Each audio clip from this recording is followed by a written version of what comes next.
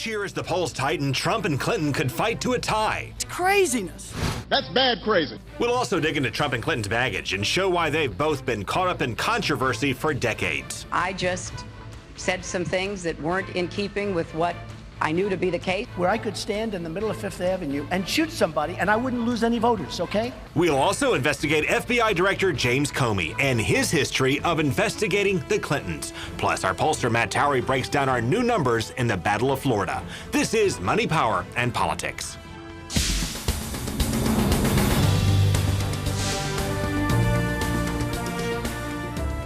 So we have a November surprise from the FBI. Sources say there is a high priority investigation of the Clinton Foundation. Yeah, and we're going to focus on all of that in just a couple of minutes, but we want to start by taking a closer look at Clinton and Trump and how they became polarizing figures in the first place. We're going to go back to back here, starting with Hillary Clinton. What can you say to the voters of New Hampshire on this stage tonight, where they seem to like Barack Obama more? For decades, Hillary Clinton has had trouble getting people to like her. In fact, a lot of Republicans can't stand her. Well, that hurts my feelings. Let's go back to 1992, when her husband Bill Clinton ran for president. A former TV reporter named Jennifer Flowers said Bill was her lover. That allegation is false. Well, Hillary rose to national prominence by digging her husband out of the fire on 60 Minutes. I'm sitting here because I love him and I respect him and I honor what he's been through and what we've been through together. And you know, if that's not enough for people, then heck, don't vote for him. Bill later admitted he did have an affair with Jennifer Flowers. I think it's real dangerous in this country if we don't have some zone of privacy for everybody. And that feeds the controversy around Hillary Clinton. Her zone of privacy is baked into who she is. Friends say she was very private as a child, then became an attorney on the Watergate committee that operated in secrecy. Then, as First Lady in the White House, Bill put Hillary in charge of their health care reform task force, which she ran behind closed doors yet again. The message is simple. It's time to bring about fundamental change. Republicans in Congress were outraged, and they pushed back, and so did she. I do share his intention to make the debate and the legislative process as exciting as possible. I'm sure you will do that, Mr. Army.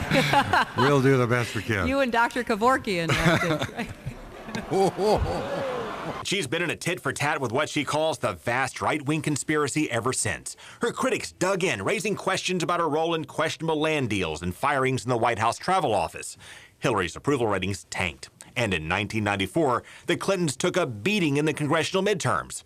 Hillary Clinton responded by secretly enlisting a controversial political strategist reviled by the left named Dick Morris, who pulled Bill Clinton to the right and stabbed Hillary in the back. I think as people don't understand enough about the negatives on Hillary, they need to live them and then use them. So you know how Trump accuses Hillary Clinton of enabling Bill Clinton's indiscretions and attacking his accusers, but you may not know those accusations started with Hillary's own strategist she secretly enlisted to deal with their baggage.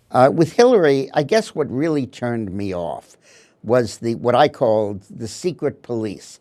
When she hired this fleet of detectives to go around examining all of the women who had been identified with Clinton, not for the purpose of divorcing Clinton, not for the purpose of getting him to stop, but for the purpose of developing blackmail material on these women to cow them into silence.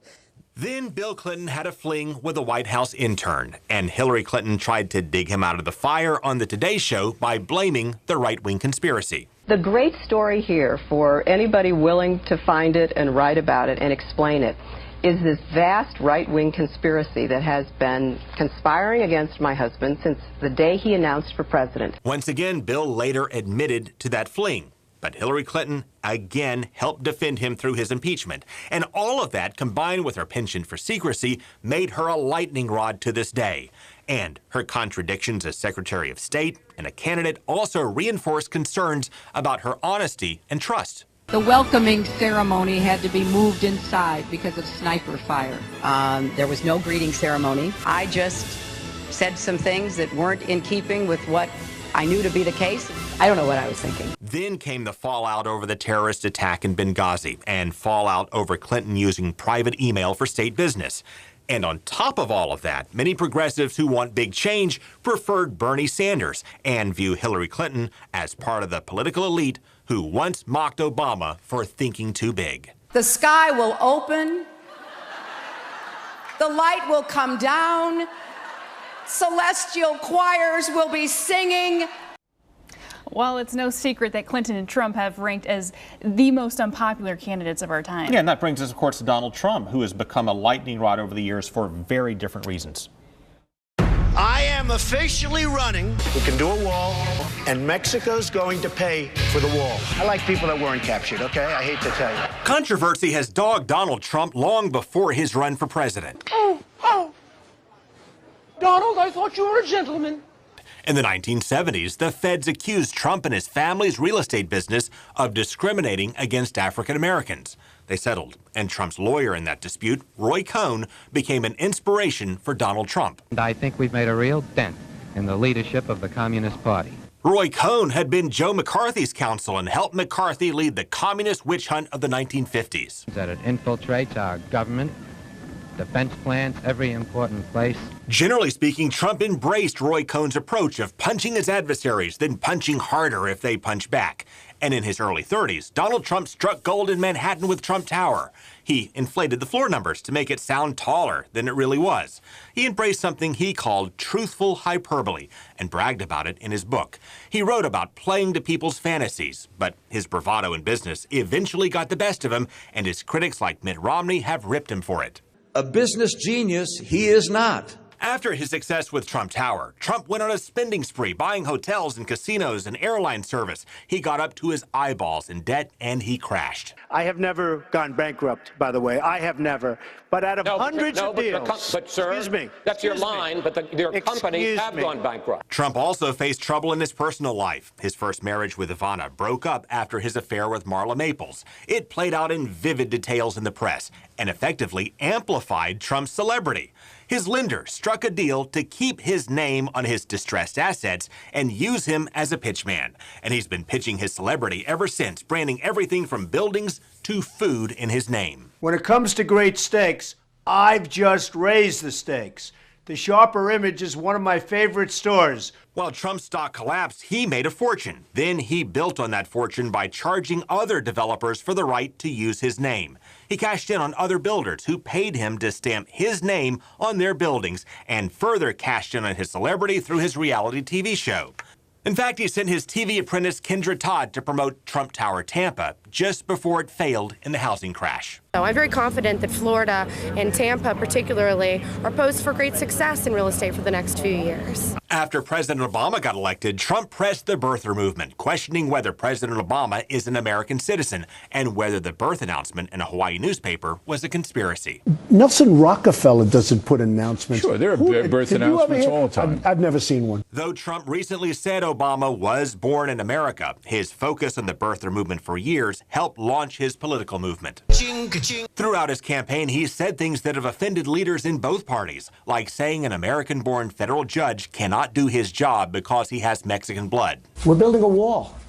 He's a Mexican. We're building a wall between here and Mexico. Claiming a person can't do the job because of their race is sort of like the textbook definition of a racist comment. 10 years ago, Trump also bragged of kissing and groping women without their consent, and that tape burned him in the home stretch of the race. But Trump has said his supporters will stick with him no matter what. Where I could stand in the middle of Fifth Avenue and shoot somebody and I wouldn't lose any voters, okay? It's like incredible.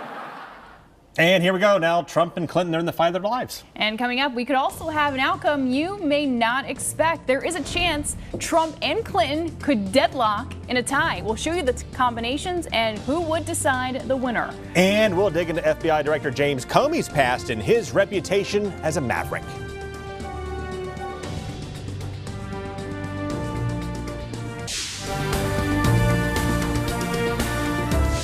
Well, the Clinton campaign is facing more scrutiny once again from the FBI less than 1 week before Election Day. The FBI sources are telling Fox that an indictment is likely in the Clinton Foundation case. And at issue here is whether donors received favorable treatment from the State Department when Hillary Clinton was Secretary of State.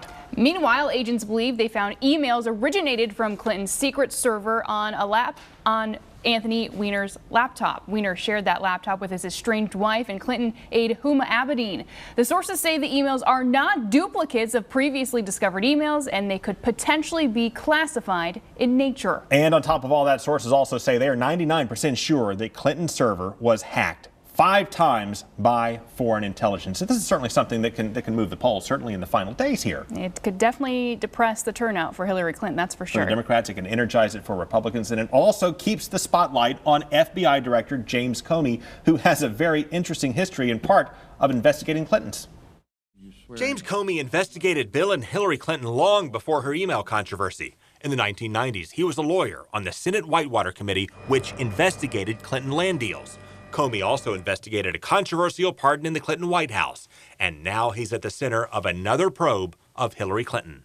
I'll neither defend nor criticize what Director Comey has decided to communicate to the public about this investigation. FBI Director James Comey threw a wrench into the race to the White House that has Democrats shaking their heads. They're not supposed to talk about ongoing investigation, and they're also not generally supposed to put out politically sensitive stuff right before an election. First, Democrats praised Comey, and Republicans ripped him when he said he would not recommend criminal charges for Hillary Clinton. Now Democrats are ripping him, and Republicans are praising him for reopening his investigation. I think Comey had an obligation. He told Congress the investigation was over. So new evidence came to light. He could have either sat on it and been criticized afterwards for not telling us, or he could have done the transparent thing and said, look, I'm notifying you. And with this, Comey defied his own administration. The Justice Department advised him not to reveal an open investigation just days before an election. But Comey rose in Washington by defying the powers that be. We had concerns as to our ability to certify its legality. Comey has been a Republican for most of his life, and before he worked in the Obama administration, he worked for President George W. Bush. And when Attorney General John Ashcroft was sick and incapacitated, Comey took over. And I became the acting Attorney General. 12 years ago, Comey defied top Bush officials in a tense showdown. The issue was domestic surveillance, and Comey said he would not sign an extension to the secret wiretapping program. So Bush's lawyer, Alberto Gonzales, rushed to Ashcroft's hospital bed to get him to override Comey, and Comey raced to Ashcroft's bed in ICU to confront him. I told my security detail that I need to get to George Washington Hospital immediately. They turned on the emergency equipment and drove very quickly to the hospital. Well, Ashcroft agreed with Comey, and President Bush and Alberto Gonzales backed down. Keep that in mind when you hear Alberto Gonzales criticize Comey today. You don't comment on investigations because commenting on the investigation may jeopardize the investigation, and that's the box that he's put himself in. Well, certainly Comey shook things up, and with that, now it's time to show something that could make everybody's heads explode. Yeah, the changes on the map have raised the chances of a deadlock. Donald Trump and Hillary Clinton could both be in for a big surprise on Tuesday. If Donald Trump wins the South, as Republicans often do, plus Ohio, New Hampshire, and Nevada, which are swing states he can win, well, you need 270 electoral votes to win. This scenario produces a tie, 269 to 269, and this is not the only combination. When you toggle the swing states, you get 32 combinations that produce a tie. It's craziness. That's bad crazy. It's a long shot, but crazier things have happened. Yeah! And while we pegged 32 combinations, the website 270towin.com expanded the map and calculated 97 different tie combinations. Based on our review, keep an eye on New Hampshire. If Trump wins that swing state, it appears to open the door to some tie combinations that could easily play out across the map. And if they do tie in the Electoral College, the election would go to the House of Representatives. And since Republicans control the House of Representatives, they would likely pick Donald Trump. The rest of my speech is going to be so boring. Wow. Can you imagine? No, well, I hope we don't have to imagine on Wednesday night. We don't need another weird night like 2000. We're going to show you some other weird scenarios, much more coming up. We also now know how the FBI investigation shook up the race in Florida. We have our pollster, Matt Towery, who is going to break down our new poll numbers, and we have some predictions for Tuesday night.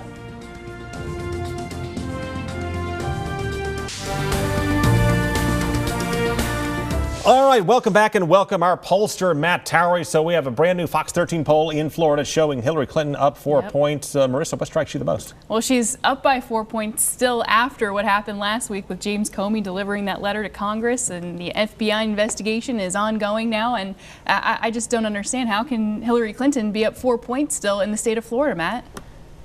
Marissa, I don't know either. I've told you, I'm not comfortable with any of the polling this year, including our own, and I think we're the best. I think what we are seeing, though, take it out of the fact that it's within the margin of error. I think what we're seeing are the number of TV ads. I mean, we are seeing massive numbers of negative TV ads against Donald Trump, and he really hasn't been answering them ad for ad. And then you've had these surrogates coming in, such as the president, the vice president. These are big names. The Trump surrogates really haven't been appearing. It's been Donald Trump having to do it all by himself. Maybe that's why right now we're seeing it not quite as strong in Florida as we thought. I still think that Trump will have a very close race. I'm even leaning towards the idea that he could win Florida, but this poll doesn't suggest it at this moment. What's also very unusual to me in this poll is Southwest Florida, which was Rick Scott country. That's hardcore Republican territory where Donald Trump is not doing as well as one might think, is he? Well, either one of two things have happened. Either this poll is way off, or we have the never Trump and the Libertarian streak that runs pretty heavy through that area. That's probably the strongest area in our state where that is a substantial move. Maybe that's where we're seeing that shearing of Republican votes. You know, we did have that one poll from Target polling or Target Media that said that 27% of Republicans were early voting Democrat. I doubted that, but maybe they're all in Southwest Florida. I'm really confused over it as well. I think we'll probably have a follow-up poll on Sunday to see where all this is settling out. And remember, things are shifting because the news is breaking. And anything can happen. We're still 5 days away from the election. Anything can happen within those 5 days. But your best guess as to who will win the state of Florida right now? Well, my guess is, quite frankly, my gut tells me Donald Trump will win the state because I believe the turnout is stronger on the Republican side, and I believe that the demographics that we've seen in terms of early voting don't pretend for the sort of turnout that we saw before. All right, Matt, thanks for your time as always, and we'll be talking to you soon. Okay, thanks, Marissa. All right, and coming up, tomorrow morning's headlines and more changes on the election map. Yeah, and a closer look at some weird scenarios that could play out on election night.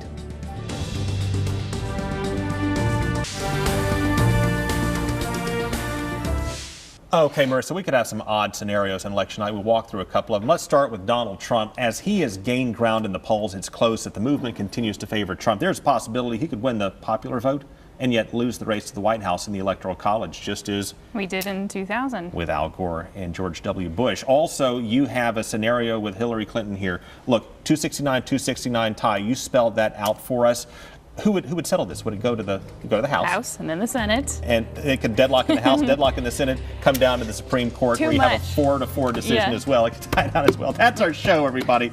Let's hope it doesn't come to that, and we will see you all again tomorrow night. Take care.